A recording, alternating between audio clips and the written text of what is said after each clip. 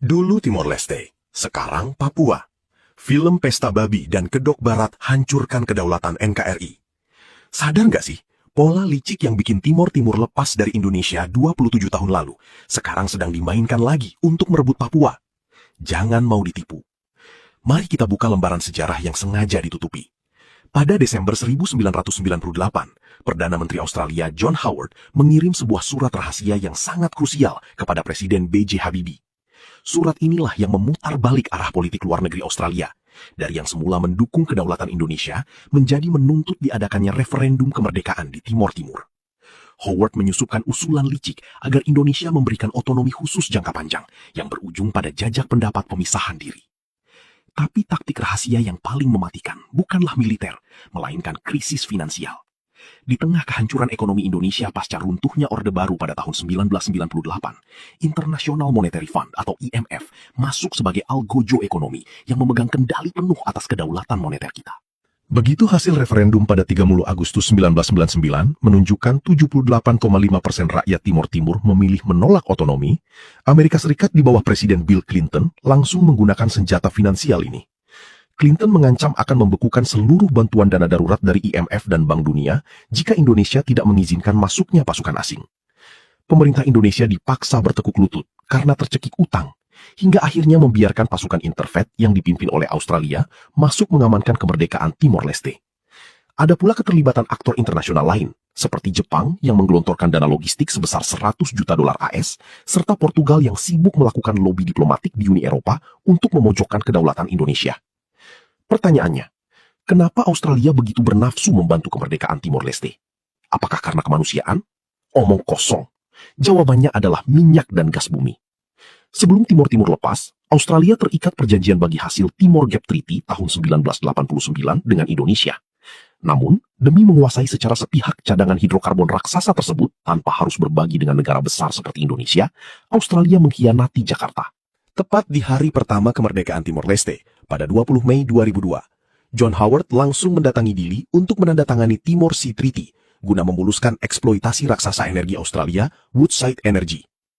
Kebusukan ini semakin terbongkar pada tahun 2004, ketika Dinas Intelijen Luar Negeri Australia, ASIS, tertangkap basah menyadap ruang Kabinet Perdana Menteri Timor Leste dengan menyamar di bawah proyek bantuan kemanusiaan palsu, semata-mata demi memenangkan negosiasi atas ladang gas Greater Sunrise senilai puluhan miliar dolar. Perdana Menteri Timor Leste Mari Alkatiri secara vokal menuduh Australia telah merampok kekayaan alam mereka senilai 1 juta dolar per hari. Inilah wajah asli Barat. Sekarang, buka mata kalian lebar-lebar.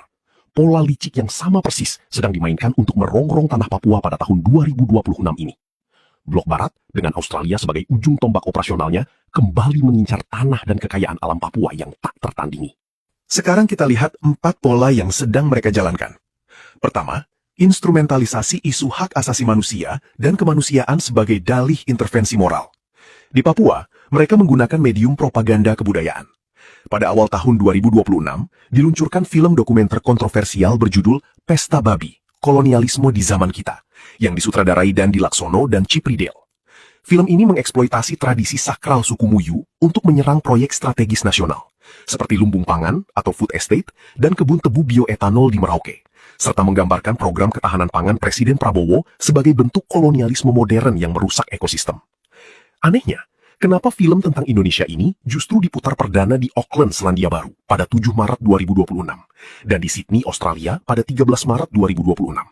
Screening di Sydney ini difasilitasi langsung oleh Diplomacy Training Program yang berafiliasi dengan Fakultas Hukum di University of New South Wales atau UNSW. Direktur eksekutifnya, Patrick Earl, secara terbuka menggunakan film ini untuk memojokkan kedaulatan Indonesia di mata internasional. Ini adalah pembentukan opini publik global agar dunia internasional merasa berhak merebut Papua demi alasan moral lingkungan. Pola kedua, pemanfaatan tekanan finansial dan penetrasi modal asing untuk menekan daya tawar pemerintah Indonesia. Karena ekonomi Indonesia tahun 2026 terlalu kuat untuk ditekan IMF secara langsung seperti tahun 1998, Barat menggunakan taktik perang asimetris baru, yaitu mendanai gerakan pembangkangan sipil dari dalam. Disinilah peran Yayasan Kurawal, Kurawal Foundation. Yayasan ini terafiliasi erat dengan Open Society Foundations milik miliarder global George Soros, serta menerima dana asing segar sebesar $535.000 AS dari David and Lucille Packard Foundation.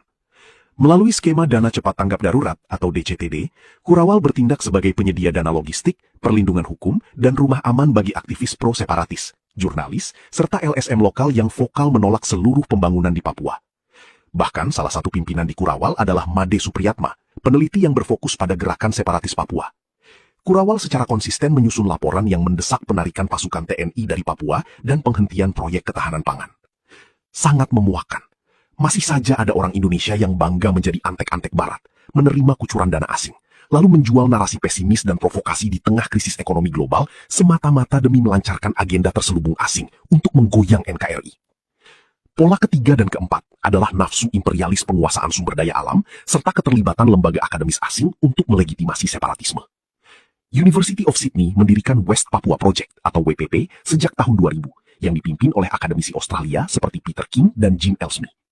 Mereka terus memproduksi laporan propaganda ilmiah, seperti dokumen Genocide in West Papua pada tahun 2006, demi memanipulasi opini masyarakat internasional bahwa Indonesia sedang melakukan genosida lambat di Papua.